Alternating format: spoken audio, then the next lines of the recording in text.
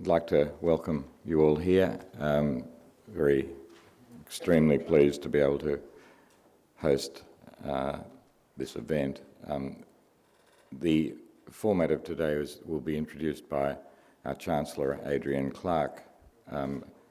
Then our Chancellor, John Dewar, our Vice-Chancellor, John Dewar, is going to talk about absolutely fundamental topic for all of us, which is the future of the Australian University.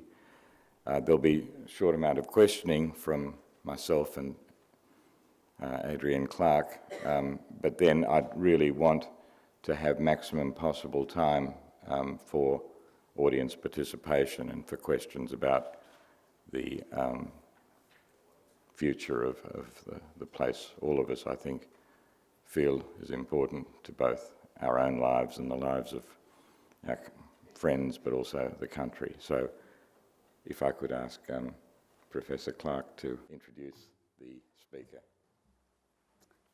Thanks very much, Rob. First of all, I'd like to acknowledge the Wurundjeri people as the traditional custodians of the land on which we're meeting. We pay our respects to their elders past and present. Well, it's a great privilege for me to introduce our Vice-Chancellor, Professor John Dewar, and he has been critically involved in the current policy discussions, and these discussions are going to help shape the future of Australian universities. So there's no one better placed to explain it to us. So some of the background: he is the chair of the Innovative Research Universities Group. He's the chair of the Victorian Vice-Chancellors Committee. He's the president of the Australian Higher Education Industrial Association, a director of Education Australia Proprietary Limited, and a chair of the government's Legislative and Financial Working Group of last year. Apart from that involvement in shaping the future from those positions, he's been leading us here at La Trobe to a position where we're not only just going to survive, but we're going to thrive in a rapidly changing environment. Now, as you know, we're in a time of enormous change on many fronts. It's economic, technical, social, environmental. Every way we look, we've got change.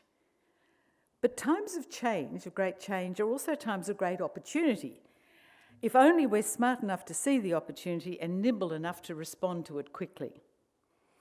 Now, I can declare my hand to say that I'm extremely optimistic about the current situation and take the position that the universities will not only endure, but they will evolve to be even more important institutions in our society than they are today.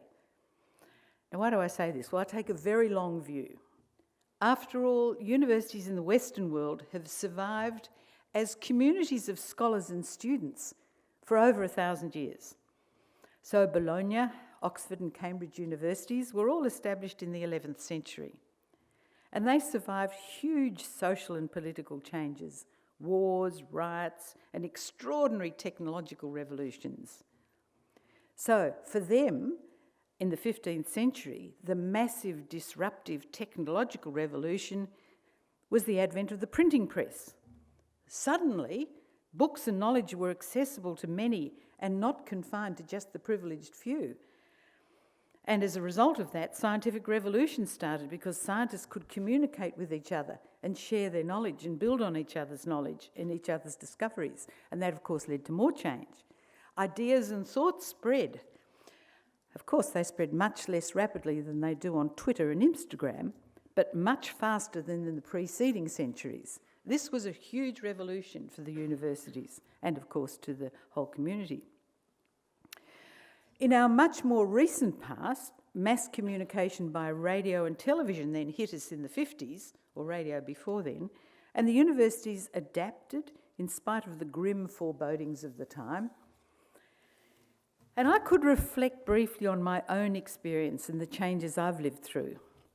60 years ago, I was a student at Janet Clark Hall, a residential college for girls at the University of Melbourne. We were very clearly and robustly separated from the boys. We entered college 2 weeks before university classes start to sit our formal practical and written examinations in housekeeping and cooking. These were the prerequisites. Hard to believe now. Fortunately, society has evolved. However, we all passed our tests on such topics of care of the household linen, removal of common stains, and we went on to learn and to study. In my case, it was to study chemistry and biochemistry. We learnt to some extent from our lecturers. In those days, lecturers may or may have ever turned up, they may or may not have ever been prepared, but we learned something, but we learned a lot from our fellow students. And we also grew up. We became independent thinkers. We learned how to learn, and we had enormous fun, and we made lifelong friends. When we were graduate students, we learned our crafts more or less in the apprenticeship system, and for the technological, for sciences, it is still more or less an apprenticeship system. We developed very strong loyalties to our disciplines. In fact, our loyalties to our disciplines may have been even more than loyalties to our institutions. And we became part of the global community of scholars, which was such a privilege. And those experiences that I had 60 years ago, apart from the training in housekeeping, will continue to be important to students. Such experiences forming lasting friendships, learning how to learn, learning to think critically and independently, and learning to formulate good questions. These are key skills for navigating a journey, and the journey at the moment involves moving from relative uncertainty to relative certainty. And in a way, that's what science does all the time. We're always moving from a relatively uncertain position to a relatively certain position.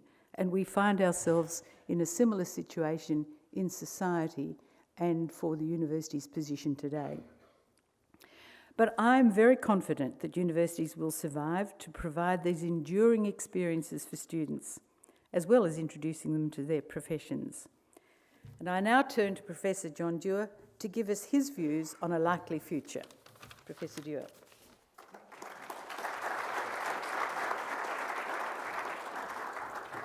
Thank you very much, Chancellor. I too would like to acknowledge the traditional owners of the land on which we gather this lunchtime, and thank you everyone for coming. It's great to see so many people here. It's hard not to notice a malaise in higher education today, or at least a sense pervading much contemporary higher education literature that all is not well and that things are probably about to get a whole lot worse.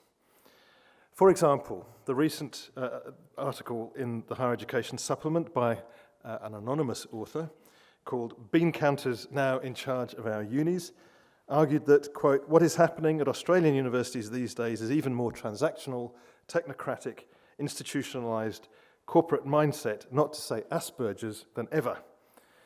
Along similar lines, Michael Gillings and Jane Williamson from Macquarie University, writing in The Conversation earlier this month as part of its series on What Are Universities For, have blamed recent scandals relating to plagiarism and academic standards on the fact that universities are increasingly run as businesses, which has resulted in the commodification of education, which treats students as consumers.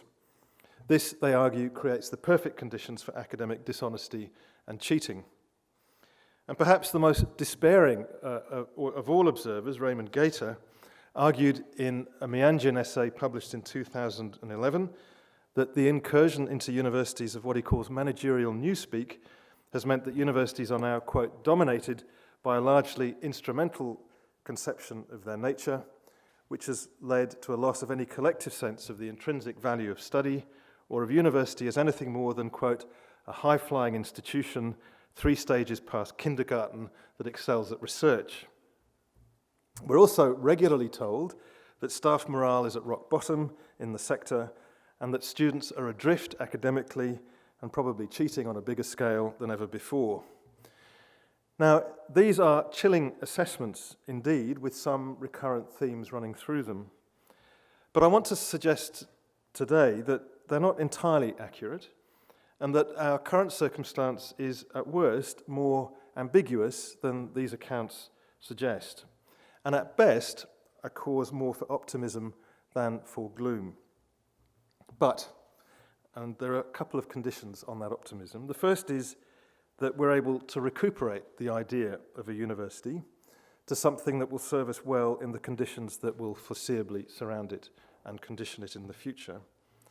And the second condition for optimism is that we have a very clear sense of the challenges about to confront the sector, especially those arising from digital technologies. Now, these two conditions for optimism are related because I think we cannot rise to the challenges of the future if our dominant narrative about universities is one of a decline from past glories, simply that things aren't what they used to be. Now, I'm not convinced that the literature I've referred to is particularly helpful in this respect, coming as it does from what could be called the decline and fall school of thought. That is, that the last 30 years have seen a progressive decline or shrinkage in the idea of a university from some sort of ideal type or golden era, a falling away from what Glyn Davis has termed the unworldly university. It's in fact doubtful whether such a golden age ever actually existed, particularly in Australia, which has always had a much more pragmatic and instrumental view of its universities than, say, the UK. But more importantly, I think, such a narrative of decline won't help us to navigate the challenges of the next 30 years, the period, after all, in which our youngest colleagues starting their careers now will have their lives and careers in the sector. I think we owe it to them, if nothing else, to reanimate and recuperate the idea of a university in a way that looks forward, not back. So I think a good starting point is to recognise that universities now, and have always been, continually evolving institutions that have taken successively different but historically contingent forms. The British professor of education, Ronald Barnett, has argued that universities have evolved over time through a series of ideal types, from what he calls the metaphysical university, which probably characterized Bologna and Oxford and so on when they were first founded, through to the research university, which grew in the 19th century, to now the entrepreneurial university. I'll come back to those terms later on because they're important to an argument I want to make later. And he argues that the university as an idea and as a form will continue to evolve into the future. But he also argues that while up until now there's been a certain inevitability about how the different ideas of the university unfold over time, being historically determined, he thinks now universities have arrived at a point where they actually have choices about the form they take and the underlying idea of a university that animates that form. He suggests that the question, just what is it to be a university, has rarely been asked in the past because it hasn't been necessary to ask it. The idea and the form it has taken have had a certain historic inevitability. But he suggests that is no longer the case, that universities have now reached what he calls an existential moment in which there are choices to be made.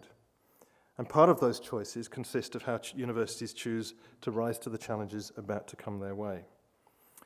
So I'll come back later to this question of the future of the university, and specifically the future of the Australian university and how they might rise to this existential moment. But before looking into the future, I want briefly to dwell on the past and to provide a quick overview of trends in the sector over the last 30 years and what has seemingly brought us to this point. I'll then look at some of the policy and funding choices confronting the sector in Australia in the foreseeable future. I'll look at some of the external challenges that will confront the sector in the next 30 years, and then return finally to look at what the future might hold for a recuperated idea of a university. So first, what has changed in the last 30 years? The period, after all, which represents for many, including me, the span of an academic career. I started my first academic job in 1981. So I want to come at this question through my own experience as an academic, first in the UK and then for the last 20 years here in Australia. And when I look back and reflect, when I started my academic career, questions about the purposes or benefits of universities were rarely asked. There was an acceptance that a university education, though limited to a relatively small number, was a good thing in and of itself. It was self-evident and intrinsic. Universities played an important role in supplying graduates into some of the professions, a role that was probably more pronounced in Australia than in the UK. As Glyn Davis has argued, quote, professional training dominated Australian universities from their earliest expression, where the dominant tradition was pragmatic and vocational. Nevertheless, provided they met the requirements of the professions, universities were largely left alone to get on with whatever they were doing, largely free of external interference. At the same time, there was little talk in those days of curriculum or of learning objectives or of graduate outcomes. Students were almost never asked for feedback on their teachers, and academic staff were left largely unsupervised in their performance. And quality assurance was something that was done in factories, not in universities. By the same token, there was then almost no talk of universities having strategic plans, key performance indicators, or targets. To the extent that it existed at all, senior management was not seen as having much managerial prerogative in organisations that were mostly collegial and self-governing. Universities without extrinsic goals had no need of managers to steer towards them. Research was important, but was largely unguided by any sense of institutional or national priorities. And the sector at the time was very small comparatively, and therefore highly selective. Well, how things have changed in the span of one academic career. None of the above conditions any longer apply. Our lives are infused with technology, for one thing. The early 1980s was before the email or internet had made it into the mainstream. We're held accountable and performance measured by ourselves, by external agencies, international rankings, and social media. We're funded increasingly on our outcomes and our performance. Competition between universities for students, staff, and research funding is fierce, and government funding is increasingly directed to national priorities, and governments expect to see tangible commercial returns from the research they pay for. But alongside all of these trends, the dominant fact is the growth in or the massification of the higher education sector over this period. The number of full-time students in Australia in 1989 was just under 300,000, but it's projected to rise to over 700,000 by 2017. And that growth rate has accelerated over time, with the growth between 2007 and 2013 alone amounting to an extra 200,000 students. That is the equivalent of about 3 or 4 universities the size of Monash. That's in a very short period. This has had a profound effect on the place of higher education in Australian society. It's estimated that in 1966, the number of Australians attending university was 1 in 140. By 2013, that figure was 1 in 25. Now, there have been a number of policy changes, of course, that have driven that growth. The Dawkins reforms of the early 80s and 90s, which created the unified national system and increased the number of universities from 19 to 39. The second has been the stimulation of the international student market from the mid-1990s, such that international student revenue now accounts for about 30% of all university revenues and about 25% of the student population. And then finally, the demand-driven system, so-called, or the uncapping of graduate places that came into effect in January 2012, but which most universities had started anticipating much earlier. Another driver of growth in the sector has been the fact that Australian universities in particular have very successfully established a vice-like grip on pathways into the professions, as I mentioned earlier. Firmer, I think, in some respects than their UK counterparts, where the cult of the amateur retains some of its aura still. Status-seeking professions have happily colluded in this slow but steady increase in credentialism, such that the vast majority of university degrees, probably about 90%, now carry some form of external accreditation from a professional body, and most professions require an accredited degree as a condition of membership.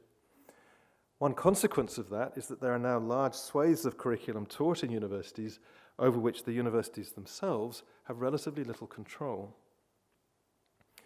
So, if those are the trends, what sits behind them, and what impact has it had on the idea and the form of the university? And what does it tell us about the future? Well, I think what sits behind the trends is the fact that universities are now increasingly seen as instruments of economic policy and workforce planning, as well as gatekeepers of professional standards. Increasingly, future economic growth and competitiveness is seen critically to depend on the availability of a workforce with the skills and knowledge that a university qualification bestows, and university research is seen as a source of future economic growth, if only it can be brought to market more effectively. Universities have thus been brought into the close embrace of government to an unprecedented extent. All of this has entailed, beneficially perhaps, significant increases in government expenditure on higher education, particularly for teaching and research. But this has brought with it a change in the regulatory regime to which universities are subject, which has involved a mixture, perhaps a curious mixture, of deregulation on the one hand and centralisation on the other. With respect to student numbers, centralised planning has given way to a quasi-market in which universities can enrol as many students as they wish in whatever disciplines they choose, the so-called demand-driven system. This formed part of a Faustian pact that the universities entered with the then government at the time in return for ceding self-accrediting status to TEXA in effect. This introduction of a quasi-market has had a profound impact on the sector. It's increased, undoubtedly, competition for students. It's led to greater visibility of public comparisons of university performance. And that in turn, inside the university, has led to a stronger emphasis on measuring and monitoring staff performance and the elevation of the student to the status, in some respects, not all, but in some respects, of consumer. But so far as research is concerned, and perhaps by contrast, the tendency in government policy has been towards greater command and control and greater centralisation, and an increased emphasis on national priorities. Governments increasingly expect to see a commercial return on their investment in the research they fund. You don't need to look any further than current government policy in respect to things like CRCs, industry growth centres, national research priorities, and the commercialisation of research outcomes. So if that helps to explain the underlying trends, what impact has that had on the idea and form of a university? Well, if you go back to Ronald Barnett's terms, these have all contributed to the shift from what he calls the research university to what he calls the entrepreneurial university. The research university is what he describes as the university in itself, which prided itself on its separateness from society and, quote, the uselessness of knowledge. To the entrepreneurial university, the university for itself, not in itself, but for itself, which, as he puts it, quote, has its being amidst the marketisation of public services, where what counts in knowledge production is impact, and where, quote, knowledge is valued in terms of its exchange value before its use value. Now, the decline and fall literature that I referred to earlier will no doubt see all of these trends and the shifting characterizations of a university that Barnett describes as the root cause affecting or contributing to the malaise affecting the sector. Increased marketization, the loss of autonomy in the selection of research topics, the instrumentalism that drives student choice, and thus the culture of the university more widely, plus the increased red tape and bureaucracy that goes with greater and internal and external scrutiny of performance. Now, I'm, as I said at the beginning, more of an optimist than the decline and fall literature might be. At any rate, I think the evidence is more ambiguous than the decline and fall literature would have us believe. And I just want to highlight the fact that during this period, there's been a huge amount to celebrate in the sector during this period of growth over the last 30 or so years. One thing to celebrate, potentially, is that universities, I think, are now considered to be more important national institutions than ever before. We are now closer to the centre of public policy and public concern than has perhaps ever been the case, as the recent debate around fee deregulation starkly illustrated. It's even possible that higher education policy could be a vote shifter at election time. That would be a first. On the whole, I think that can't be a bad thing. But other things have been evident during this period, which I think are positive. The first is that student satisfaction has risen steadily as teaching and learning has been taken more seriously by universities. The Chancellor's experience that she referred to of lecturers possibly turning up prepared or not, I think would be very rare now in the modern Australian university. I think there has been a lot more emphasis on the student experience and the quality of the teaching that takes place. Research output has increased significantly in volume and in quality, such that Australia now performs well above its weight in international rankings. There's been a significant shift over time from theoretical to applied research, as universities have sought to respond to industry needs. And universities have become much more inclusive, especially of students from disadvantaged backgrounds, and particularly for disabled students. Women now account for more than half of all students at university. All of this, I think, points to a significant lift in the sector's productivity and performance over the last 20 to 30 years, and represents a huge return on the nation's investment. And I suspect that even staff morale is not quite as bad as survey results sometimes lead us to believe.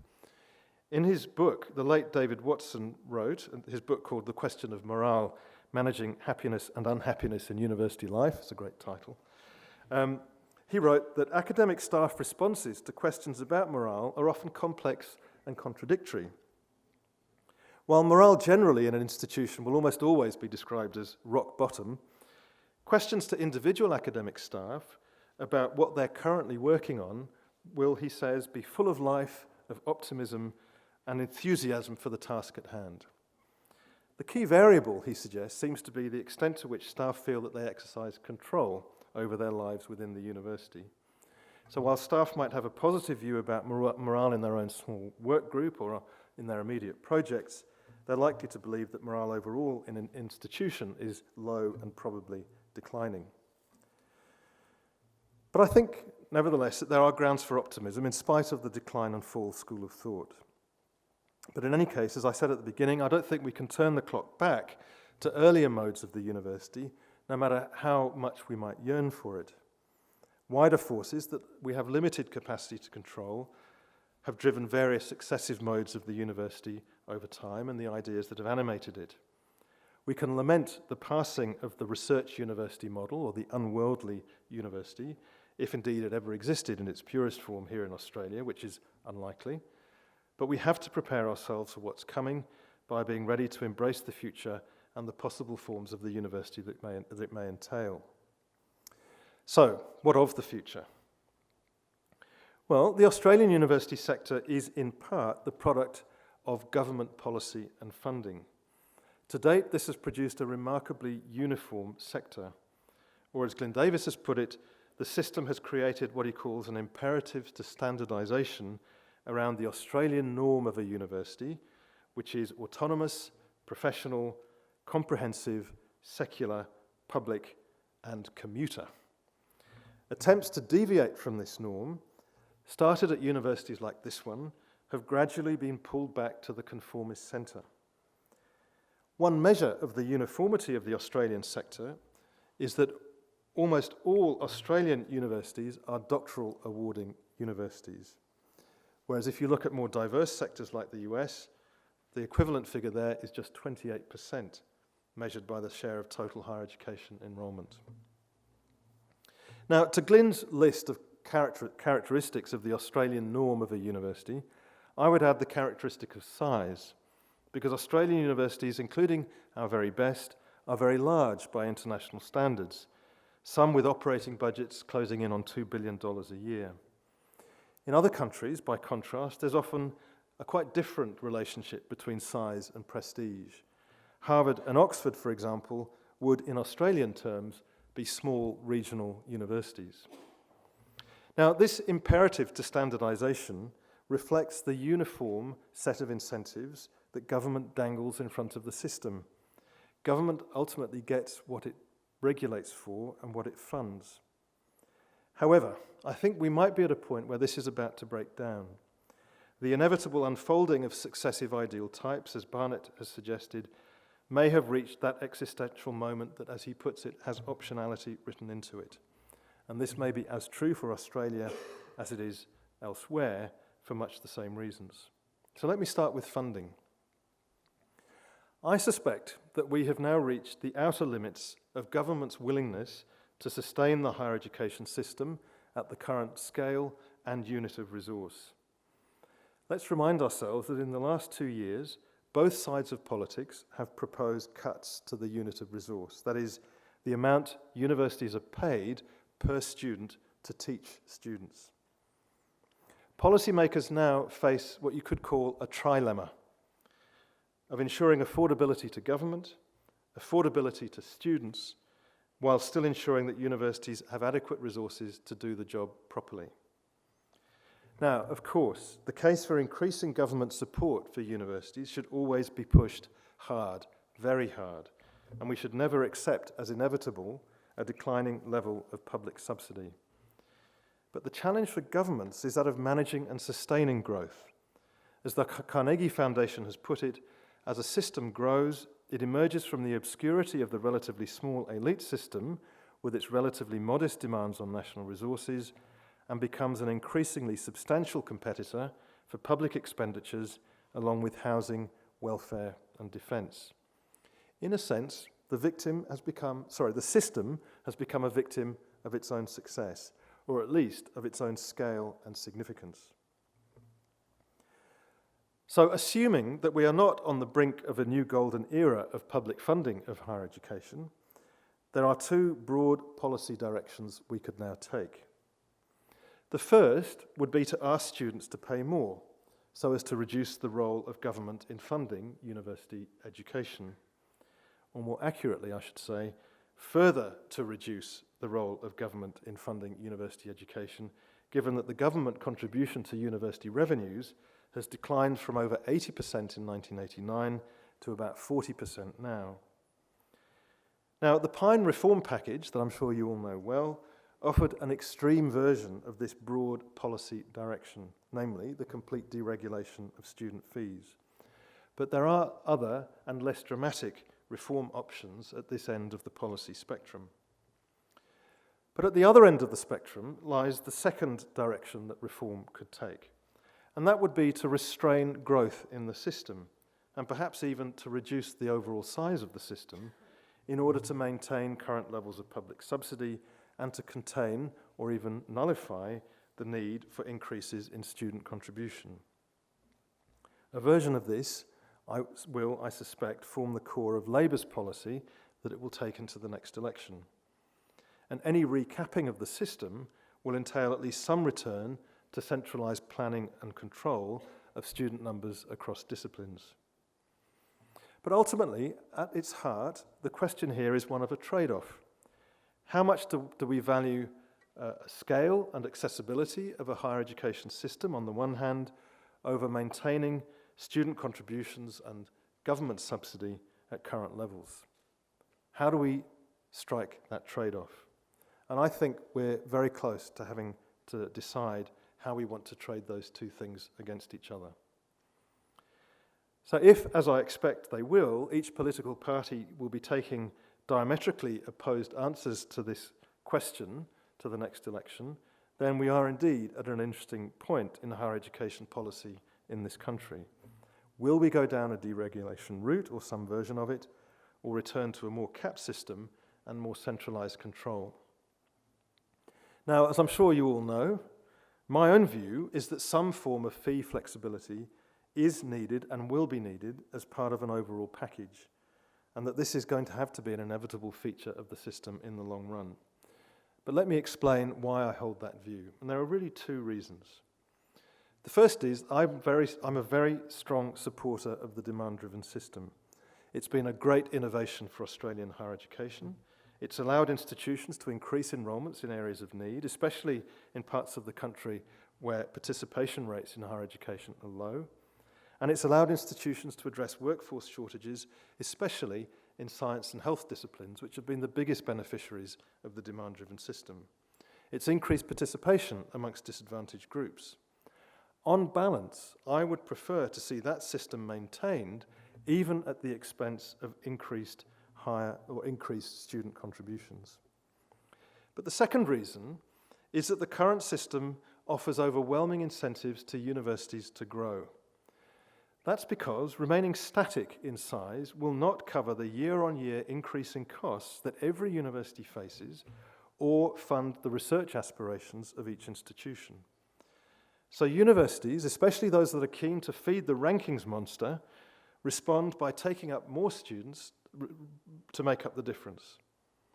This imperative to growth will ultimately destroy some of the weaker institutions as the larger and more prestigious universities bite deeper and deeper into their markets in pursuit of that growth. The only solution I can see to that is to give those universities an alternative strategy to grow their revenue, such as fee flexibility in some form for the sector as a whole to survive. Otherwise, the sector will almost literally eat itself. So, there are some big choices ahead. If a more market-oriented solution is adopted, such as fee deregulation, then I suspect the consequences would indeed be profound. In particular for diversity in the sector, as different universities pursue different trade-offs between scale and price, and between teaching and research. The existential moment would indeed have arrived with full force. If, on the other hand, there is a return to a more centralised planned model, then much will depend on what sort of sector government wants to plan for. In such a system, again, government will get what it sets out to achieve, including diversity from the norm if it wants it. But until then, we face uncertainty. But I want to suggest that these uncertainties are as nothing compared to those likely to flow from broader structural changes in the economy and society, to which I'll now briefly turn. In her excellent contribution to the recent CEDA report on Australia's future workforce, Deakin's Vice-Chancellor Professor Jane Den Hollander outlined some of the trends likely to affect universities in the foreseeable future. She argues that the fact that the internet is now the primary platform for creating and sharing knowledge means that, quote, universities are no longer the gatekeepers of knowledge, and that students are no longer passive consumers of that knowledge, but rather active participants in its co-creation. She argues that technology-enabled higher education requires a mindset change in which universities must focus on what students want and what employers are looking for in graduates. Students expect from universities what they experience increasingly in other aspects of their lives, services that are customer-focused, on-demand, available 24/7, and they expect to be educated to compete for the jobs of the future. She goes on to discuss MOOCs and how they allow universities to exploit the major technology trends of automation, big data analytics, and customization, and how they will enable students to unbundle their degrees, to take only those courses they require when they require them. And this, she says, brings into question the whole nature of a university education. She says, if a series of digital badges from a selection of MOOCs could provide an internationally recognised assessment of achievement, what could this mean for the 3- and 4-year degree? In a global market, why should courses be tied to a Western ecclesiastical calendar?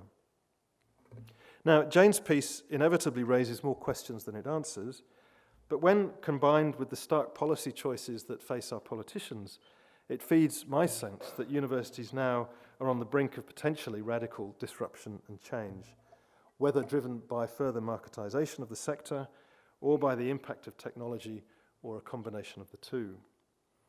And that brings me back to the question I started with. What idea of the university will help us adequately to navigate these possible futures, and what form should such a university take? As Barnett has argued, the existential moment means that there are a multitude of possible answers to this question. And thinking through answers, or possible answers, to the question that Jane raises in her piece, the technological university could be one of those possible answers. Personally, I'm not convinced that technology in and of itself is a sufficient answer to this question of idea and form. Technology itself should be an enabler, not the whole point. Barnett himself suggests a range of criteria by which this question could be answered, one of which is an ethical one. To what degree, he asks, does the vision for a university reflect large ideas as to human and social well-being and even flourishing? In what ways could its vision be said to be worthwhile? Does it reflect large human principles such as those of fairness and openness? Now, Barnett's own answer to this question, and one to which I'm drawn for reasons I'll explain in a moment, is what he calls the ecological university. That is, a university that's deeply networked to the society around it in order to make its knowledge resources freely available. But also a university that, quote, engages actively with the world in order to bring about a better world. This is, he says, a university for others, as distinct from the research university, the university in itself, or the entrepreneurial university, the university for itself. The ecological university, the university for others, he says, will be an engaged university, a critical and inquiring university, and a university for development, acting to put its resources to good effect in promoting world well-being. Now, as I said at the outset, I think we need to rethink what the university is for in ways that are richer and less impoverished than the decline and fall narrative I discussed at the beginning. We need to recuperate the idea of a university that fits our current and likely future circumstance without reverting to an ideal past.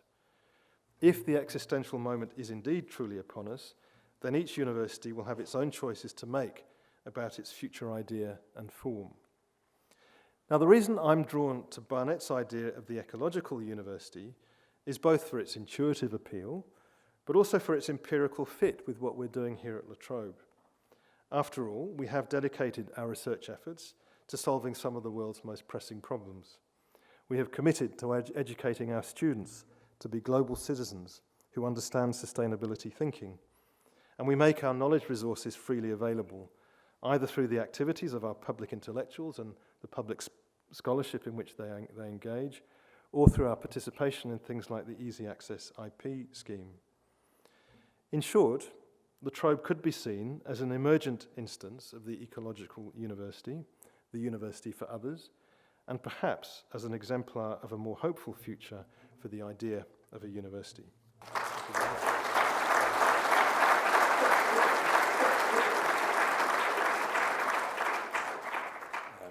I think we've been really privileged to hear a wonderful exposition of, and amongst the most interesting I've heard recently, of both the idea of the university and the idea of the university at the present time. And I've just been to a conference where Gareth Evans said, if I take one idea from our conference, I feel it's been a success.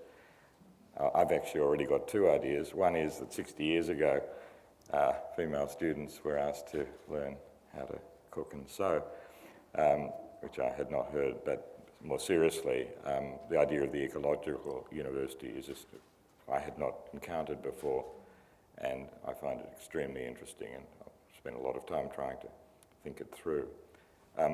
We're going to have a short period in which we have good luck to be able to ask some questions, and then, as I say, I'd like as much participation from the university community that's here, and maybe there are some outsiders as well, asking John whatever they'd like. But anyhow, I'd first like to say with greater sincerity, I feel very privileged that Ideas and Society has been able to have such an interesting analysis from our vice-chancellor. I've always been attracted to the decline and fall school,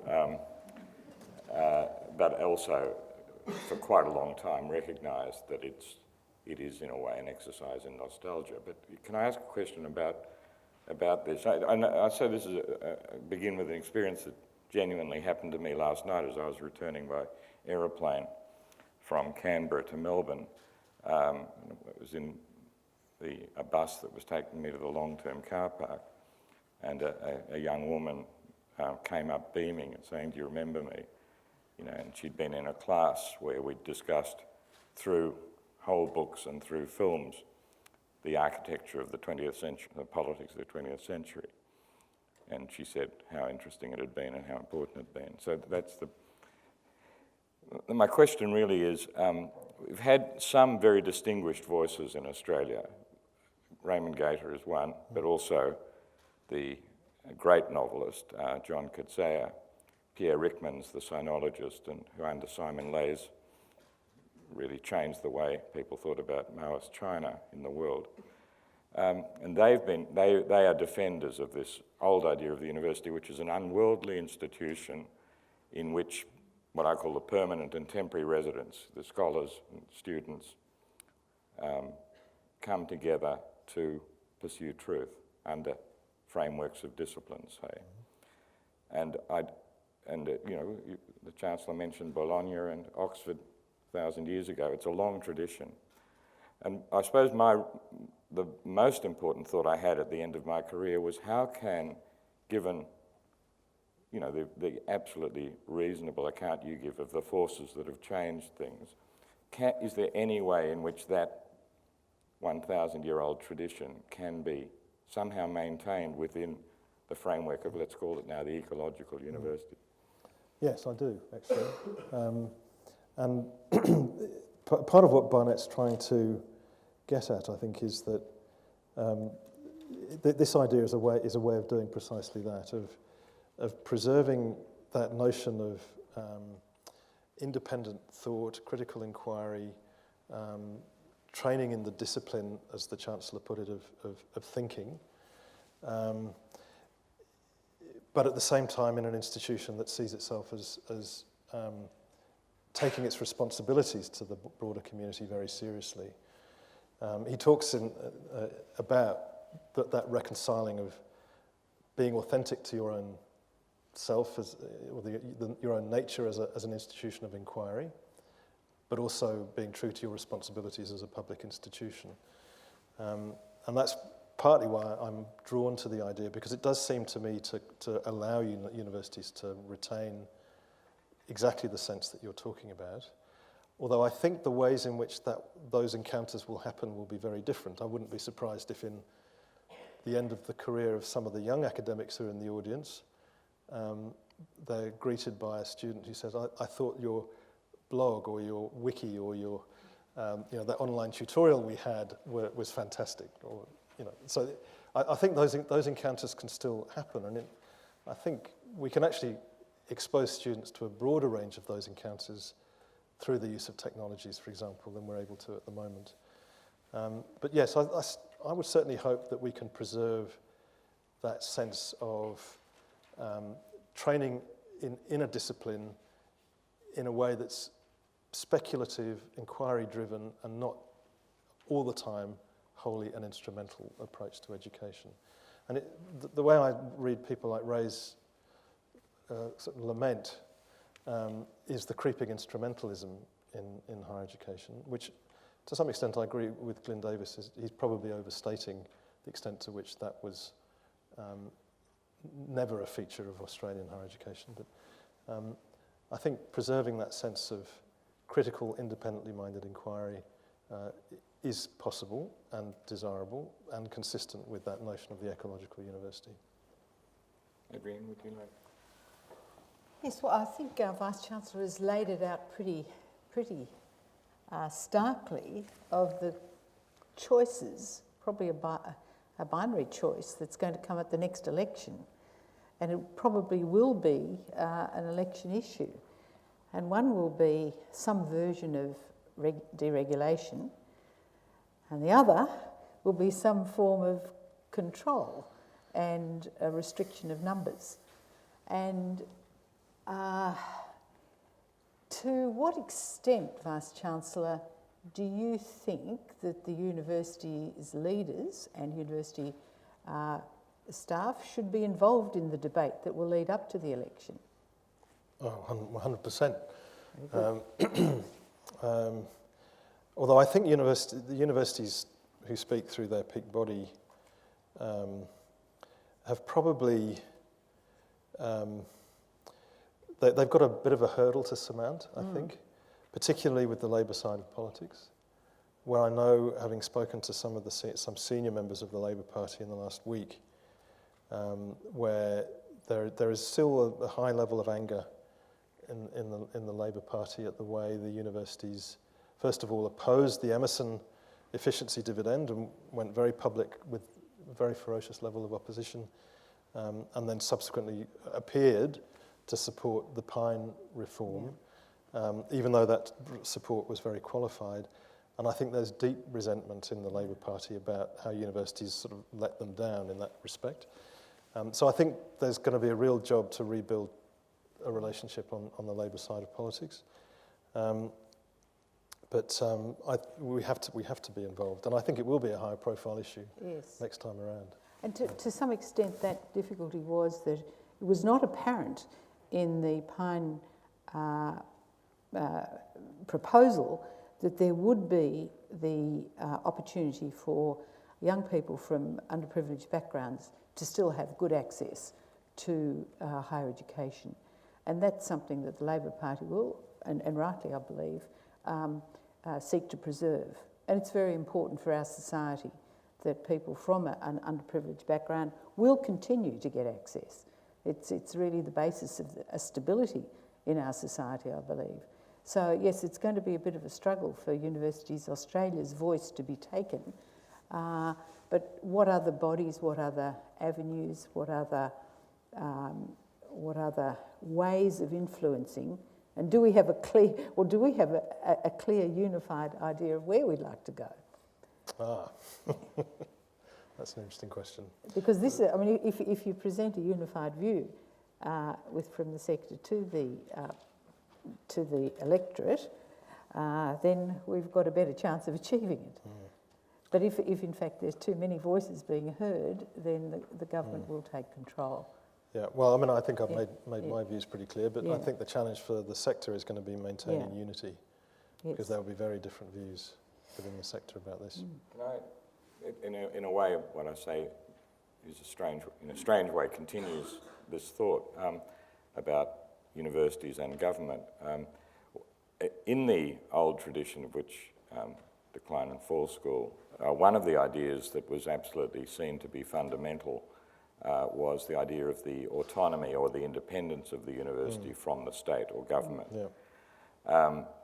And I think most people in universities would still in some way think that was an important idea.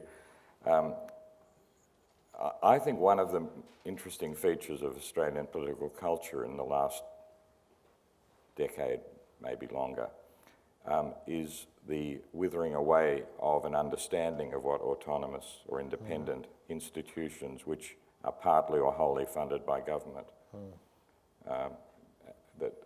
how to maintain that independence. I've been quite shocked. You know, I'm a very political person, so I can say things. I've been quite shocked by the lack of an understanding of the independence of the ABC in very recent times, but even more by the Human Rights Commission, in which somehow the language has been very quickly seen to be it's almost a kind of public service rather than truly independent government. In fact, Human Rights Commission has the role of being critical of government. But given the if it's true that the political culture finds it more and more difficult to understand how if a government funds things or taxpayers fund things, they can also then be critical of government. Do you think, is there any meaning left anymore in the idea of university autonomy and independence in this country? Yes, I mean, I think there is. Although you're right, there are signs that is being eroded. So I think, for example, the increasing tendency to set research priorities, to channel research funding down particular tracks, to insist on, as increasingly, particularly the current government will, on commercial outcomes being evident from funded research. All of that inevitably does seemingly shrink the scope for autonomous decision-making about research directions. Nevertheless, and this perhaps goes to both your points, Rob, I think universities will continue to be deeply ambiguous places where running them will continue to be, or managing, or actually being a staff member in them will continue to be a juggling act, and almost sort of a task of maintaining an ironic distance between the things that government expect from you and the things that you're really interested in doing yourself. And I'm sure all of us have felt that tension in the course of an academic career. And I think what drew me to the ecological university idea is that he does try, Barnett in his thinking about it, does try to fuse those two ideas of authenticity to oneself and one's own interests and pursuit of ideas, coupled with responsibility to the broader community. Now, I guess the question you're asking is who gets to decide what that responsibility means? Is it government or is it the institution itself? And I probably need to think more about that, but I certainly don't believe that the encroachment on university autonomy has yet reached the point where it's vanished altogether. But if a university, let's say, became notable for the critique it was making of a certain way of looking at the world, and that way of looking at the world was closer to one side of politics than another, would that seem then, from the point of view of a vice-chancellor, to be dangerous in terms of the well-being of the institution into the future? In other words, is there a tension between the old critique function that was often assumed to be connected to the reason to have independence or autonomy, and the ways in which somehow the boundaries between university and government is less and less clear? Yeah. Look, I think I would hope every Vice-Chancellor would defend the right of their academic staff to express a view. And some Vice-Chancellors have been called on to do that. So I don't think there would be a Vice-Chancellor who would sort of sell out their academic staff just because they were pursuing a line that was politically unpopular. Having said that, I'm not convinced that the Lomborg saga has covered the sector in particular glory. Both the decision to take it into the university and then the decision to drop it, I think probably signalled a level of confusion about what the role of a university is in those issues to do with climate change,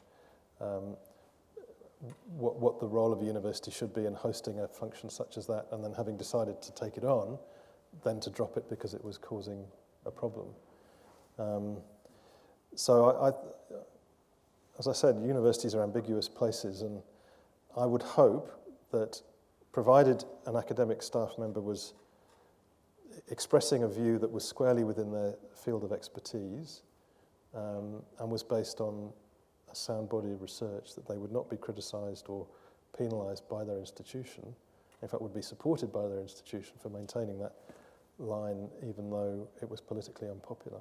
What if they took a position which wasn't particularly well-based? I mean, the idea of the university, this is actually the ABC thing. The ABC's independence is now being, it seems to me, under fire because of what is said to be an error of judgment or whatever. But university, academic freedom used to really be kind of no matter what you said, you were going to be defended, because it was always recognised it'd be so difficult to have an objective view as to what was well-based and what was not. You know what I mean? Yeah. And so wouldn't it be, if there are cases in recent history, I mean, on both sides, left and right, Barry Spur at the University of Sydney, Jake Lynch at the University of Sydney, where one was regarded in his emails, which were somehow gotten to, as too right-wing, and the other was regarded, because of his attitude to Palestine and occupied territories, as too left-wing. And these are individual cases. But I don't think... the old idea of academic freedom would have been that they would both have every right to even be absurd if they want to be. Well, it's interesting. I mean, these cases often get sort of litigated in the media now much more than perhaps would have been the case as well. There's a lot more interest, I think, in the extent to which universities or academics within them are crossing an invisible line in terms of expressing views. As I say, this is the question of what is the scope you accord freedom of academic expression, I think, is one that is constantly debated in universities. Debates that I've been involved in have generally confined a guarantee of freedom of academic expression to those areas of academic expertise, and not to things where the individual is not particularly expert but somehow still expressing a view. I know that this is a particular concern of yours, Rob, because you write on such a broad range of topics. I'm not an expert on most of the things I write about. But I read quite a lot. Yeah. But in the narrow sense of specialisation, and I think it's actually to do with being what's now called public intellectual. Yeah. You follow the things that are happening in the society. Yes. And so by definition, you're not the expert in everything. I think you're meant to read a lot and think as hard as you can. But I don't write it. It used to be that if you wrote in your non-specialty, you shouldn't mention the university's name. That seems to have gone away, but that made some sense. But it wasn't. The university, I think, would once have thought you need to defend its members, more or less, not because of their specialty, but because they were members of the university, and there was a threat that the state might invade the door, the walls. Yeah. It's a difficult issue. It is, and as I say, I would hope that most vice-chancellors would defend their members of staff against criticism or punishment or retribution for expressing a view. But I remember having these debates at a previous institution about just what the scope of academic freedom was. It's not straightforward. Adrian, do you want to? Well, in a sense, it all comes back to money, I think. In a sense, he who pays the piper calls the tune. So if the government pays a lot of money, they expect something, and we have to negotiate the boundaries of that something. I think it's really important that we, even though from a low base, we start to build our foundation monies so that you have at least some independent financial backing. Well, there are two important bits of any outfit, the money and the people. And at the moment, we are pretty well totally beholden to the government. We have as a university, we have very little in the foundation, although we've started to build that. It'll take generations to really build it to a point where you've got sufficient independent financial clout to really to have a little bit more freedom in your negotiations with who's giving you the money. And with respect to the research budget, I mean, going back to the point about the Lomberg, to many academics, one of the main difficulties was that here was a research position, as it were, an endowed position, but it was just given without any peer review, without any process. So when you allow government, when governments obviously have the ability to do that, but we would, I think, as a scientific community, really expect and hope that research monies from government would be given on the basis of peer review. It's imperfect, but it's the best we've got. But when you start, government just hands out money to someone that they support their position, then you start to erode the independence of research and the foundations of the research. I think also, as Vice-Chancellors mentioned, there's an increasing direction to give value to money from research. But this has been long seated in Australia. I go back to the very first centres of excellence.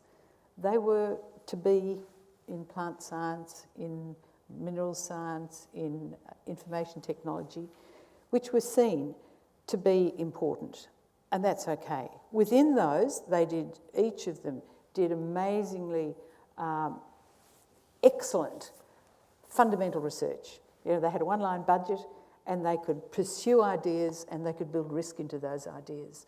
And I think still, with the research funding, it's important to fight for that component of basic research in whatever grants are available, so that there is always the ability to think widely, take a bit of risk, because that's where the really new sound ideas come from in a scientific research. And I guess to a certain extent it is true for philosophy and public what are you called now? Public intellectuals, yes. Yeah. I'll just ask one more question and then open it up, and then maybe we'll have time. We can both ask questions later if there's time. I know, John, that you've been, the university is very focused on research. All universities now make research fundamental. And I think you've wanted to find ways in which the teaching function, which was the other great function of universities, is able to be rewarded, and you take seriously the importance of the teaching function, which in a way is a large part of the reason taxpayers give us so much money. Could you say something about how the research teaching functions at the university can be sort of balanced against each other well? Well, they're both important, of course. And I think one of the distinguishing features of universities compared with institutions that offer higher education but aren't called universities is that we do research, and generally the research is done by the people who are doing the teaching as well. I'm a strong believer in, so far as possible, people being able to do both and do both well, but inevitably recognising that some people will be better at one or the other, and or that some people will need support in one or the other, which might include taking them away or taking more of their time in one direction than the other. So I do think that increasingly universities, including this one, will adopt more of a specialised type of role for both teaching and research. We've started moving in that direction already. Under the industrial frameworks we've got in the institution, we can shape people's workloads more around one area or the other, and we can reward people for doing them well. And I think there will be more and more strain on the idea of the teaching and research nexus because of that trend towards specialisation. But fundamentally, if we can preserve it, I think it's valuable and important to preserve. But in fact, if you look at a lot of universities now, the real story is not happening in the full-time tenured or continuing, as we now call it, workforce. I think the real story is happening in the casualised workforce and in the fixed-term contract workforce, and that's really where a lot of the specialisation is in fact happening. And across the sector as a whole, a lot of teaching is now delivered by casual staff, and they are just employed to teach. And increasingly, a lot of research, because of the way research funding works, is conducted by staff who are on short-term, so-called soft money contracts. And if you include those people into the picture, they become a very large part of the university workforce. So to some extent, that specialisation has happened, but probably outside the framework of what most of us still think is the standard academic employment. And I think that trend will continue probably. My concern is that we're able to offer particularly young academics a clear career path through the institution. First of all, opportunities for young academics or aspiring academics to gain a foothold on the career ladder, and then to have very clear choices before them about how they want that career to unfold and the rewards and opportunities that are associated with the choices they make. But I think it will become an increasingly specialised set of choices that people will have in front of them. Can I now suggest that we take questions, and there's a roving mic, so if you could wait for the microphone to arrive. Also maybe to indicate who you are and whether you're at the university or not and so on. Yes, my name's Nick Hugenrad. I'm an emeritus professor these days. But John, I think it was probably inevitable that the Dawkins reforms would cause the sector to split somewhat. And you and Adrian and you both made the point that it's important that we speak with one voice. So Pennington, while Vice-Chancellor at Melbourne University, started a group of 8 universities. And so they've, in a sense, been a voice to look after those 8 universities, even although some of those 8 universities may be less high standing than some of the ones outside the group. And now ANU has just appointed a new Vice-Chancellor who's an avowed elitist to the point that he would argue that ANU should be #1 university and the government should ensure that it's comparable to Harvard and Oxford, which is, I've had private conversations with him and I'm really concerned about a person like him being in charge of a university. So that raises the question, if the universities are like businesses, why haven't we had amalgamations of universities to reduce the numbers rather than maintain this large number. I look at the University of California, which came out of a land grant scheme, and as all the other state ones did, where they have a whole diversity of universities, some concentrating on different things than others, but we haven't gone that route in Australia somehow. No. Yeah. Look, I suspect there's a relatively straightforward answer to that, and it has to do with an important difference between universities and companies. Universities have no shareholders. There is no market for control of universities. The only way you can merge two institutions is by legislation. We're the creatures of state government legislation. The only way you can bring a merger about is to legislate it, which means that it then becomes part and parcel of the political process. It's not just a commercial decision of investors buying enough shares on an open market. It's politicians have to want a particular outcome, design legislation to achieve it, and then have to get support for it. And that means that any merger proposal is inevitably open to assault from virtually every side for people who want to oppose it. And there will always be people wanting to oppose merger of institutions. That's not to say it has happened on a very small scale. So the Gippsland campus of Monash now forms part of essentially a new university, Federation University. So there has been a bit of movement, and I'm told that there are moves underway in Adelaide, in South Australia. The state government there is trying to orchestrate a reorganisation of its universities and TAFE system.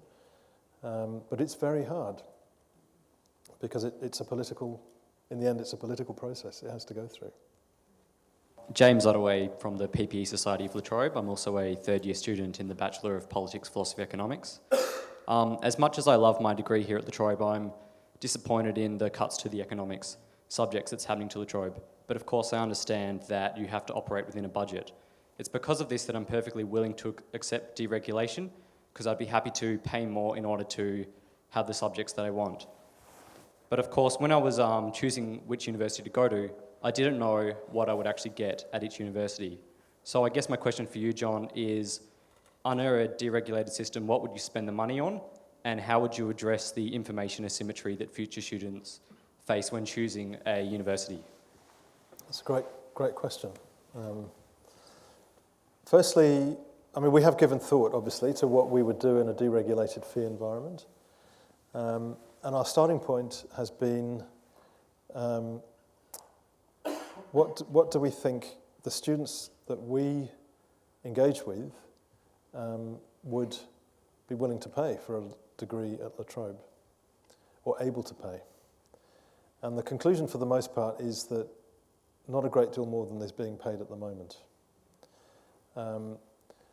So I suspect that in a fee-deregulated environment, La Trobe would not be one of the universities that would be pushing up its fees significantly. In fact, we would probably seek to recover the lost public subsidy if the Pine reforms went through, and probably not a lot more than that, except in some areas where there was exceptionally high demand from very well qualified students. But otherwise, I suspect as an institutional strategy, we would not be putting our fees up very much. But I entirely accept, and sorry, that relates to the point I made about why I support fee deregulation. It's not so that we can charge like a wounded bull at La Trobe. It's so that other institutions can do that and take the pressure off the rest of the sector in terms of recruitment.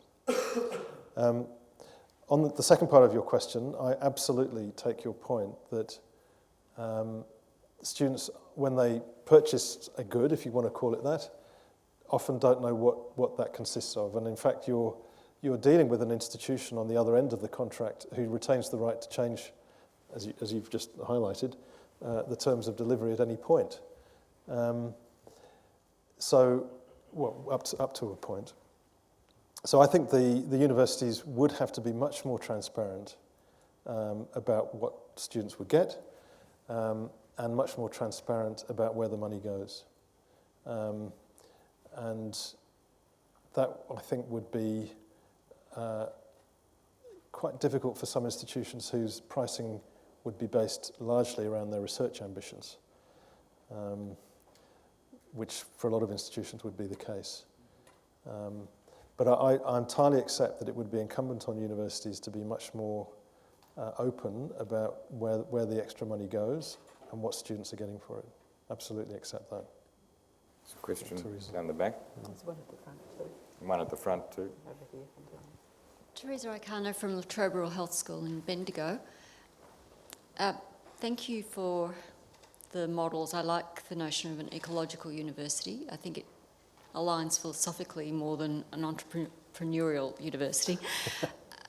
But my question is around an understanding of community expectations, given that we're now becoming more aware of community responsibilities. Do you think we, as a university sector, have an understanding of community expectations and societal expectations and how those have changed over time?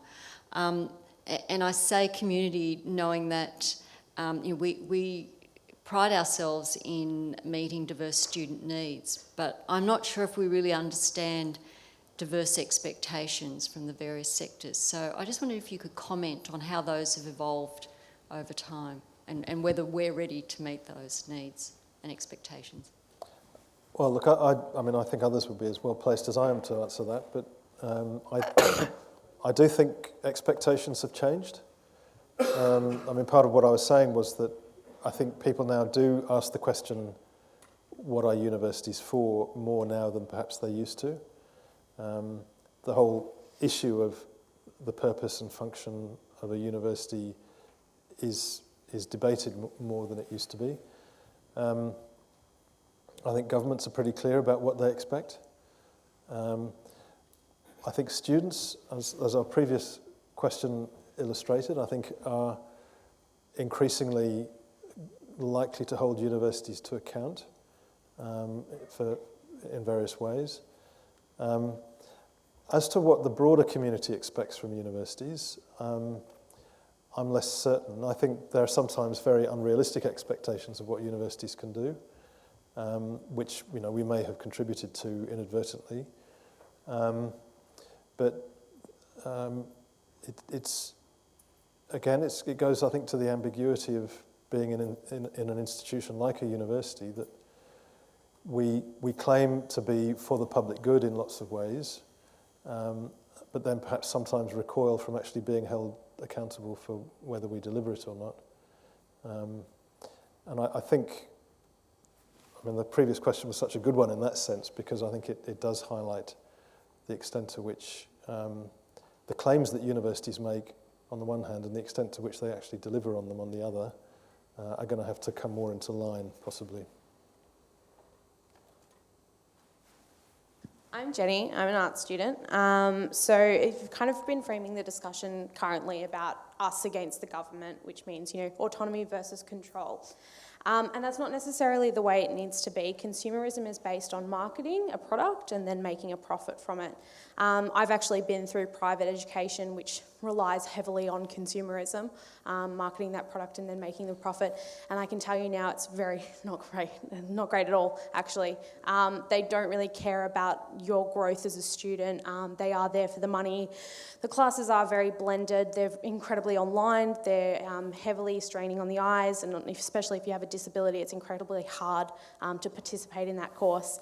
And quite frankly, we're not a GO8 here at La Trobe University. We don't have the luxury of endless funding. And I don't believe that's why we're here in the first place. We're here to cater to the north, and the north is predominantly a low SES university because students here are disadvantaged and are from disadvantaged families.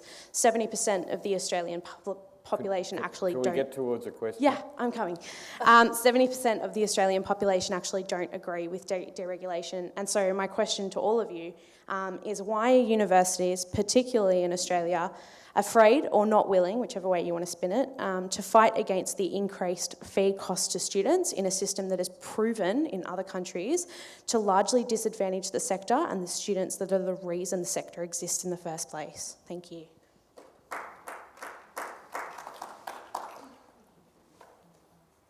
Shall I have a go at answering that?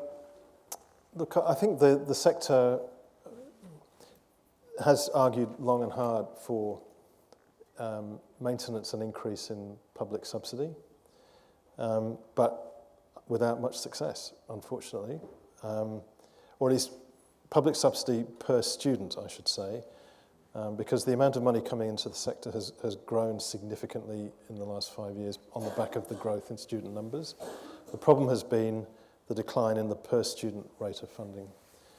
So I don't actually accept the proposition or the premise of your question that the university sector here has not argued long and hard for adequate funding.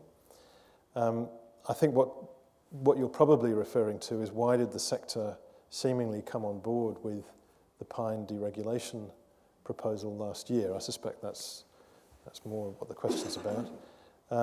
And you know, I've tried to answer that question in the talk I gave, in that unless we are confident that governments will continue to either maintain or increase per student funding at current rates or improve them in an expanding system, I think we have to recognise that there's a fork in the road, that either we reduce the per student funding or we reduce the number of students. Basically, that's the question. And as I've said, the way I would address that trade-off, for the reasons I gave, is that there is to ask students to pay more. Now, I'm sure others, I'm absolutely certain, others, 70% perhaps, would disagree with me on that. But I'd be happy, as I'm willing to do today, debate that as the right solution to what I think is the position confronting us. It's not the first time, incidentally, that students have been asked to pay more. In fact, students now contribute more than they ever have of the total cost of their higher education. The story since Dawkins has been of a progressive increase in the amount that students have been asked to pay. On average, the government still contributes 60%. Part of what Pine offered as his rationale for the reform was to rebalance that to more like 50-50. Now, you can argue as to whether as to the weight of that argument. The flaw in it, so far as Pine was concerned, was that he had actually no way of guaranteeing that the public subsidy would remain at 50%, given that he was giving universities free rein to charge students what they liked.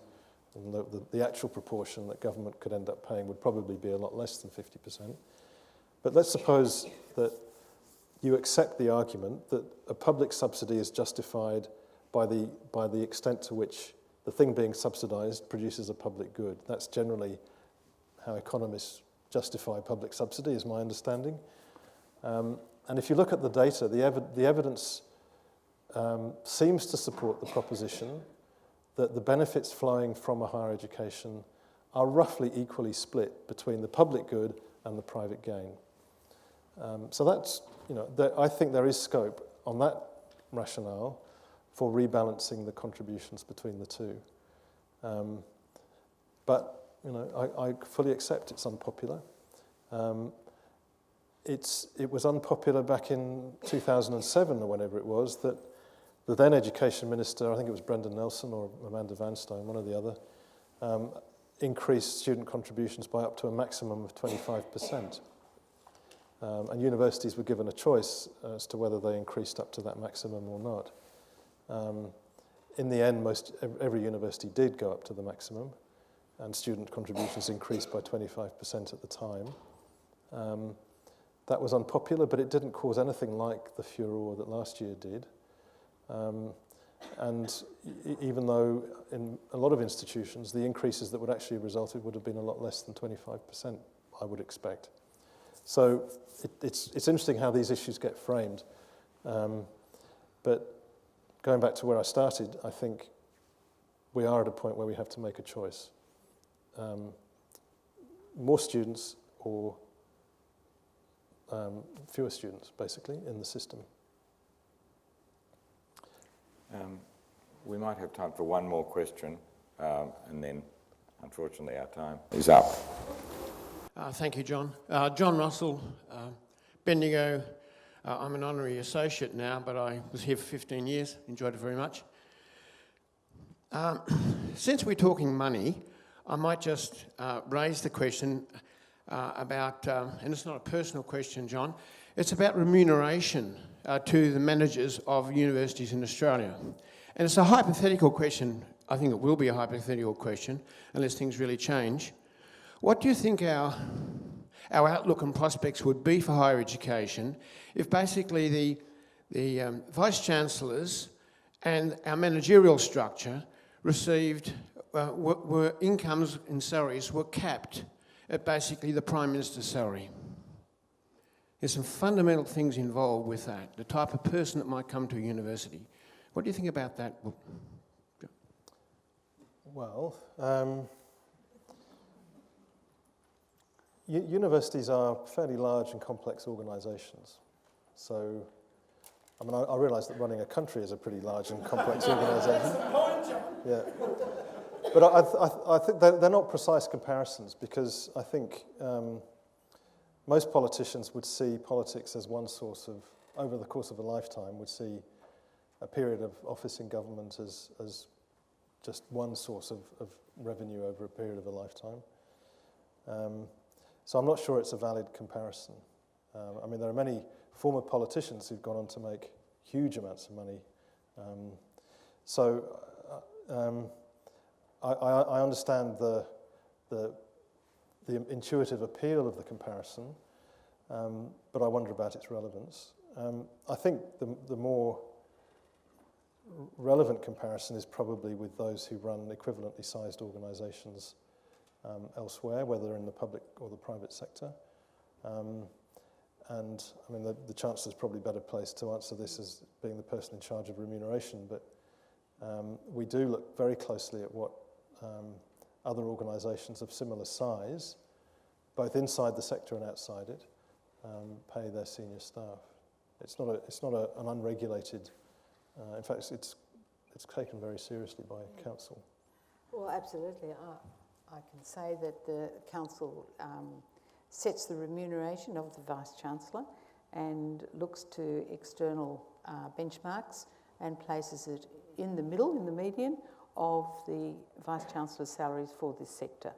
So it's certainly quite modest. If you look at an equivalent company, for instance, of equivalent size and turnover, the equivalent, which would be the chief executive of the companies that I've been involved with, would be paid considerably more. Yes, it's not personal, John. I know. A general question. Yeah. How does the relativity rate to US universities? Well, it depends. University. The US system is so diverse that it's hard to draw comparisons. There have been some numbers referred to in the media recently. I think the highest paid university president in the States is paid well over $1 billion. So that, there are some very high rates of pay there. But that's in the private part of the system. The public part of the system doesn't pay so well. But we don't have that same split here between the public and the private. Our time has come. When the Ideas and Society program was formed, it was an aspiration to have meetings of something like the university community to come and talk rationally, calmly about matters of public concern and mutual interest. I can't think of a better exemplification of the ideal than today's discussion. We're really privileged to have both the Chancellor and Vice-Chancellor of this university and a very attentive audience come together to discuss something that is absolutely at the centre of what we all care for and what we hope to flourish. So I'd like, with great sincerity, to thank you both very much for today's session, and thank you all for coming. Thank you, Rick. Thank you.